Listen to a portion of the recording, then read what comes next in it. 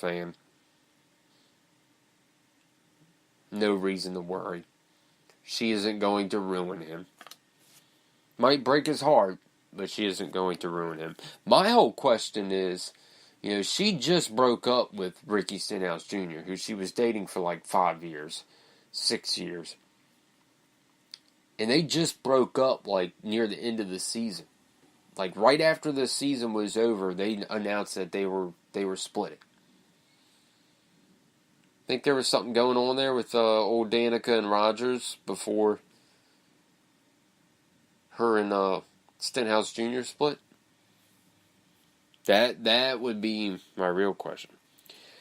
More drama in Pittsburgh. Big Ben says that less change would be better, but then he once again throws Todd Haley and Mike Tomlin under the bus and says that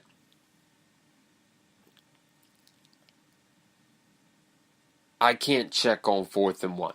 There was a game with, I think it was about, there was a point in that game, I think it was like 3 minutes left in the third quarter. It was 4th and 1. They did this stupid, and it was a stupid play, which Todd Haley, as offensive coordinator, calls 99% of the plays, so I'm sure it was his call. A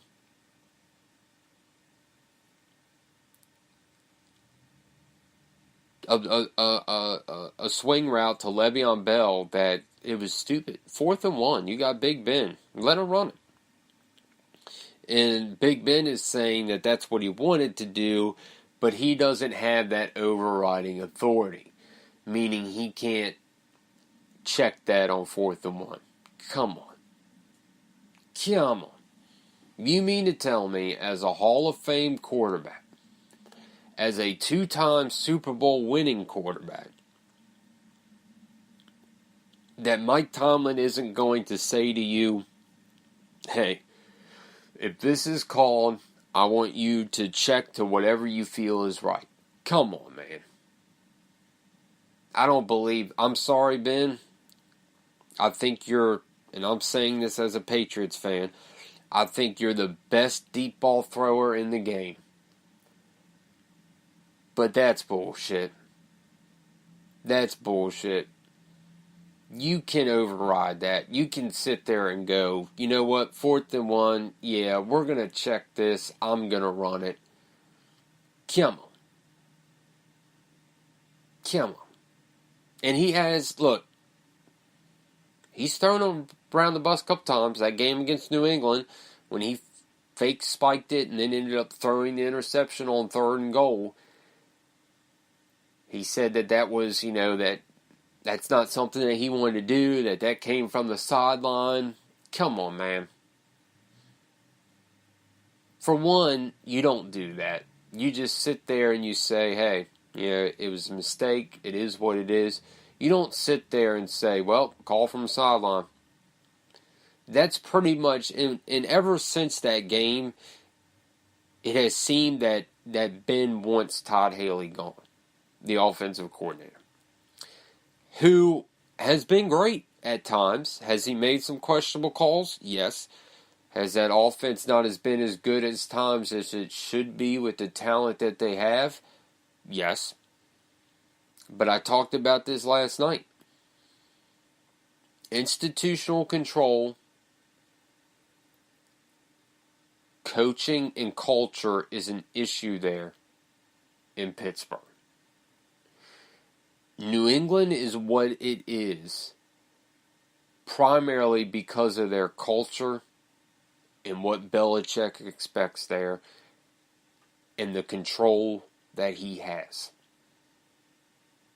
Period. Every time you hear a story go out, even though you had the whole bullshit of, oh, Belichick was upset about the Garoppolo trade, he's going to leave, and blah, blah, blah, blah, all that bullshit, which I think the majority of it was bullshit. Period. Not one New England player, not one, spoke out on it or got disgruntled on it. When they got handled at home in the opener against Kansas City, did you hear about New England players criticizing Patricia, the defensive coordinator? No. Because they know if they do that, regardless of who they are, their ass is gone. Pittsburgh doesn't have that type of institutional control. Before that Jags game, you had players openly talking about how they were going to beat New England in New England. Well, you weren't even at that point yet. You had to get it past the Jags. And you did it. You got beat at home again for the second time this season against Jacksonville.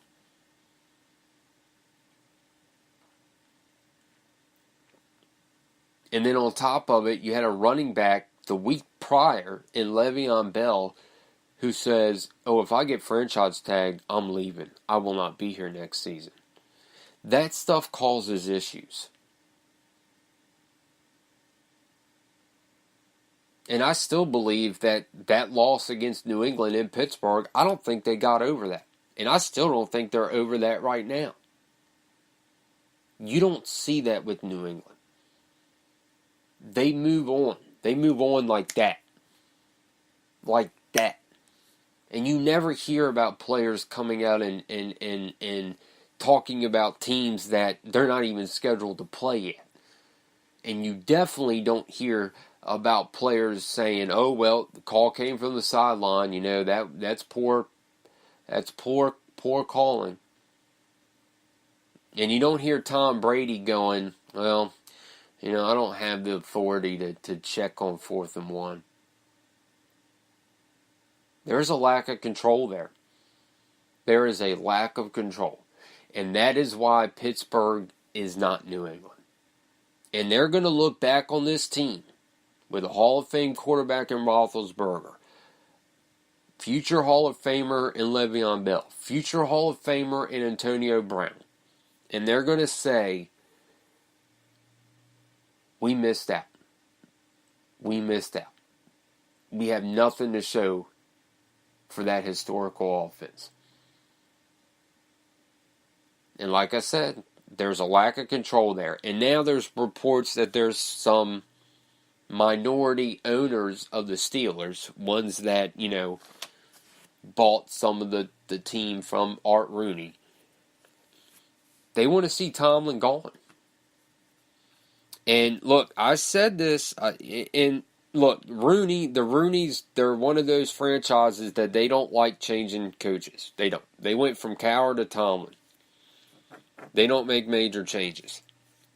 They even try to keep their coordinators for as long as they can, even though I believe, you know, Todd Haley's contract is up now. I don't think he's going to be there next season. I don't. And we can sit here and say, well, that's going to have a lot to do with Ben, you know, saying the stuff that he said and blah, blah, blah. But I think they're going to move on from that. But next season, let's say next season, the same thing happens. Let's say they win 12, 13 games and they lose before they even reach the AFC title game. Does Tomlin get fired?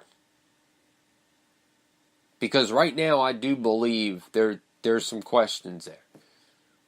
Because right now, especially with what's going on, he doesn't have control of that team. Doesn't have control of it.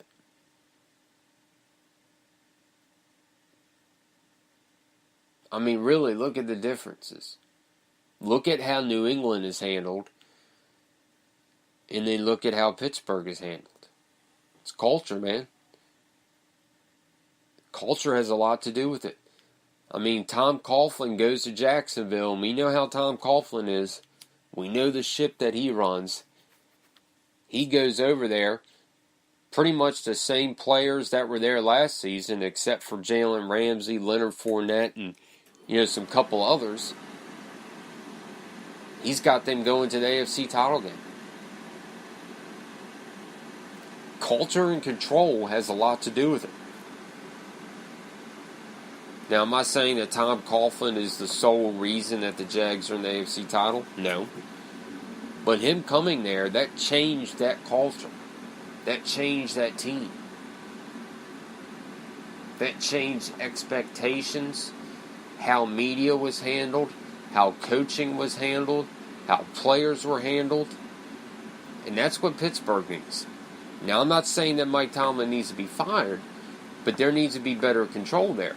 But if he does, if the same thing happens next season, if it's a repeating script, and you win 12, 13 games, and you get into the playoffs, and you lose at home in the first game out, there may be a high chance that they then move on. Well, Breeze says that he wants to stay with the Saints. He's going to. I think that, he's going to be 39. I think he's going to retire there. He ain't going nowhere.